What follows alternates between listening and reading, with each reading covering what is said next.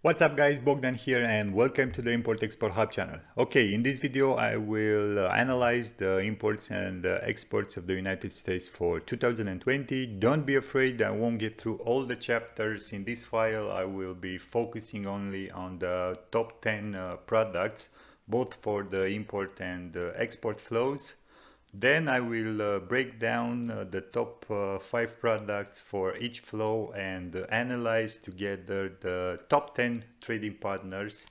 And let's start with the exports for 2020. The trade values are in US dollars, and I've added here also the column in order to see the share for each commodity code. And for 2020, we see here that the commodity code 84 is the main driver of US exports, with more than 182.5 billion dollars worth of exports and a share close to 13%. In this sector, we have white goods, so basically air conditioners, vacuum cleaners, refrigerators, washing machines, and so on. Then the second biggest driver for the United States in terms of exports, it's commodity code 85. So microphones, integrated chips, things like that. With a share of more than 11% and a trade value of close to $163 billion. The third main driver for the United States in terms of exports, it's represented by mineral fuels and mineral oil, but also gas, coal, bitumen.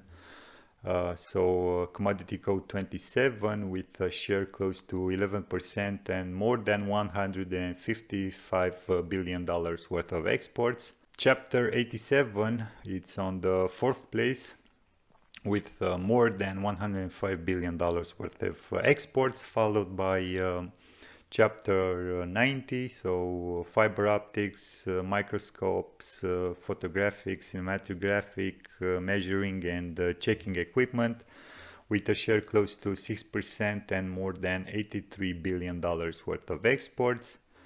On the sixth place, we have the aircraft and the spacecraft industry, with close to $81 billion worth of exports. Chapter 39 has more than $60 billion worth of exports. Chapter 71, precious and semi-precious stones, is also very important, with close to $59 billion worth of exports. Pharmaceutical industry also, it's on the ninth place. So commodity code 30, close to $54 billion worth of exports and a share of almost 4% in total exports.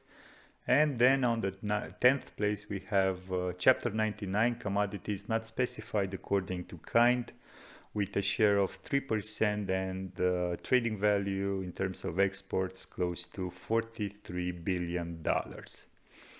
Now moving on to the imports of the United States for 2020, I've added here also the exports for 2020 in order to see the balance of trade, and I've highlighted with green the chapters that has a positive trade balance. So basically the exports are bigger than the imports, but we will analyze a couple of chapters a little bit later. Now in terms of the biggest import drivers for the United States, we have again Chapter 84 with more than $361 billion worth of imports, followed by Chapter 85, then 87, 30, pharmaceutical products. It's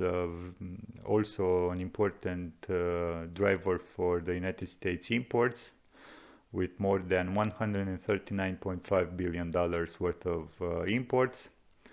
Chapter 27, it's on the 5th place, followed by chapter 71. Then we have 99, 90, 94, and this top 10 list, it's ending with chapter 39, plastics and articles thereof, with close to $62.5 billion worth of imports and a share of 2.6% in total imports. Now, in terms of positive balance of trade, we see here that chapter 27 has a positive balance of trade, close to $25 billion. Then another important chapter is the aircraft and spacecraft chapter 88, with more than $52 billion. Another important one is the chemical industry, chapter 38. Meat sector, so chapter 2, it's also very important for them. What else? We have here the food industry, the pulp of wood industry, cereals. United States, it's a big exporter of cereals, but also oil seeds. It has a very good balance of trade. Ores, it's also very big. Railway, tramway, locomotives also has a good positive balance of trade. Chapter 52, sorry, so cotton, again, the United States, it's a big exporter of cotton, and that's about it in terms of the chapters that have big positive balance of trade. Now I will start with breaking down the top 5 products for each flow in order to see who are the top 10 trading partners. And for the export flow, for commodity 84, we see here that Canada, Mexico, and China are the biggest trading partners for the United States in terms of exports. Then we have South Korea, Japan, Germany, Singapore, the United Kingdom, and on the 10th place we have the Netherlands. And this top 10 list trading partners, have a cumulative share of close to 71%. For chapter 85, again for exports, we see Mexico, the main trading partner, followed by Canada, China. Then we have Hong Kong, South Korea, Germany, the Netherlands, Malaysia, and on the 10th place we have Japan. And these top 10 trading partners make up for roughly 71% in terms of cumulative share. For chapter 27, again for exports, we see Mexico, Canada, China, the biggest importers of US mineral fuels and mineral oils. Then we have Brazil, South Korea, the Netherlands, Japan, India, the United Kingdom, and on the 10th place we have Chile. As for cumulative share, these top 10 trading partners make up for 65%. For chapter 87, we see here that again Canada, Mexico, and China are the main trading partners, followed by Germany, Belgium, Australia, South Korea, United Kingdom, United Arab Emirates, and on the 10th place we have Saudi Arabia. And now moving on to the last chapter in terms of exports. So chapter 90, we see here that the biggest importer is China, followed by Canada, the Netherlands, Mexico, Japan, Germany, South Korea, Belgium, Singapore, and on the 10th place we have the United Kingdom. In terms of cumulative share, these top 10 trading partners make up for roughly 68%. Now moving on to the imports of the United States. For commodity code 84, we see here that China is the main sourcing country for the United States, followed by Mexico, Japan, Germany, Canada, South Korea, Thailand, Italy, and on the 10th place we have United Kingdom, and these top 10 trading partners make up for roughly 83% in terms of total imports. Moving on to chapter 85, again for imports.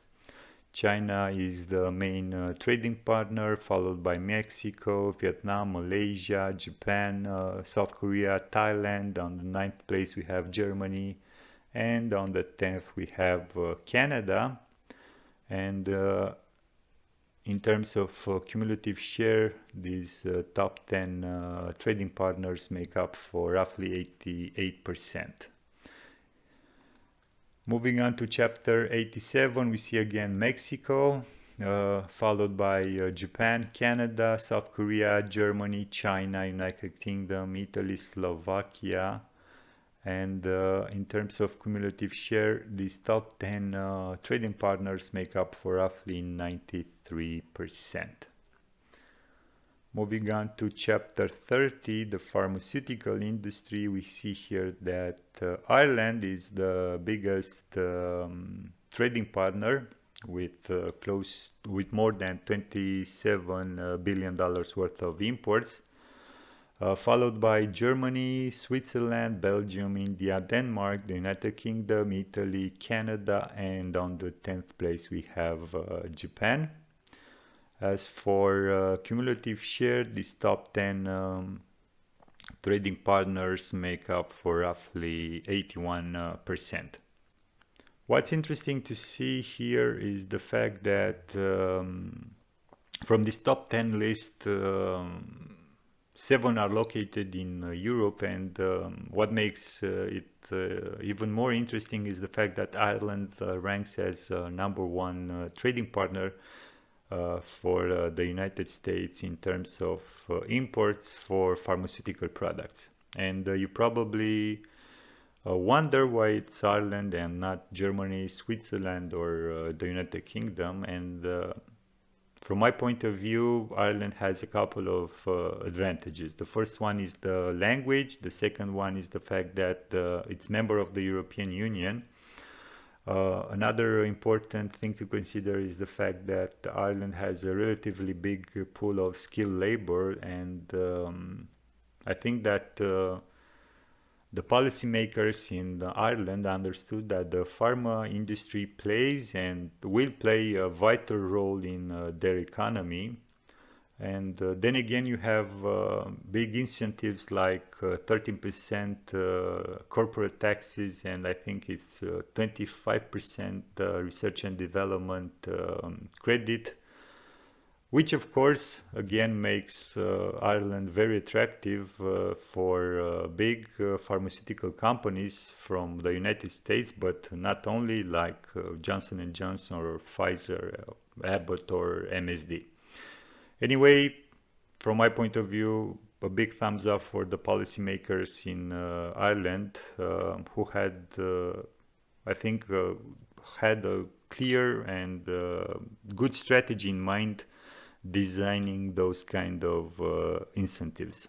Now, moving on to the last chapter in terms of imports, so chapter 27, mineral fuels and oils, we see here that the main trading partners, the main country for US imports, it's Canada with more than $63 billion worth of imports, followed by Mexico, the Russian Federation, Saudi Arabia, Colombia, Iraq, Ecuador, Brazil, South Korea, and India. So basically those are major exporters of petroleum, coal, and gas, but also bitumen, like Russia Federation, Saudi Arabia, Iraq, why not? And India, major coal exporter. Okay guys, so what conclusions can we draw after seeing the main trading partners and the biggest products that the United States exported in 2020? And I think it's clear for everybody that the United States has one of the most powerful economies in the world, if not the most powerful one, if we consider, we factor in the technologies used in the manufacturing process.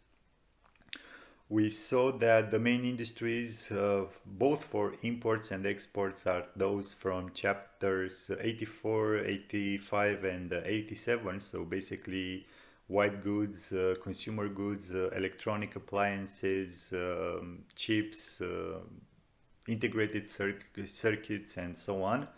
Let's not forget the automotive industry and the aircraft industry, but also chapter 27 for mineral fuels.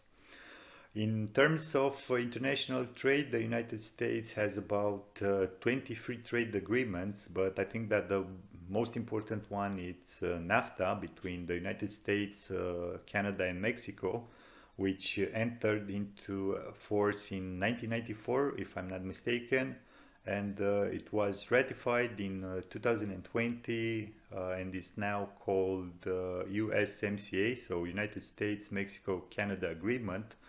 And because of NAFTA or USMCA, whatever you want to call it, we saw that Mexico and Canada really play an important role both in terms of exports and imports.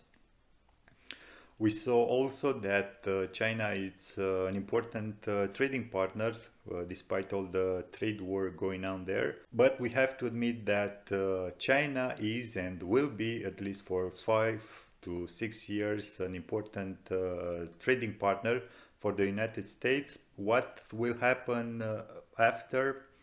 It's very hard to tell. I can only speculate, but given the current situation with this pandemic and the supply chain disruptions, I think that companies in the United States will try to nearshore some of their activities in places like Mexico or Guatemala, and maybe try to find new production hubs in countries like India, Bangladesh, Vietnam, or Indonesia, because in some sectors of the manufacturing activity, China is not so competitive anymore, especially if we compare with the countries I've told you earlier. But this is my opinion. I might be wrong. If you have any other ideas, feel free to comment down below. And guys, I can't put an end to this video without thanking the United States for giving us Red Hot Chili Peppers, Seinfeld, Harvey Keitel, Christopher Walken, Quentin Tarantino, YouTube, Microsoft, Apple, Google, Graham Stephan, Mr. Beast, and of course for giving citizenship to Charlize Theron. That's all for today. I really hope you've enjoyed this video. Don't forget to smash the like and subscribe buttons, and until next time, keep your business safe. Thanks.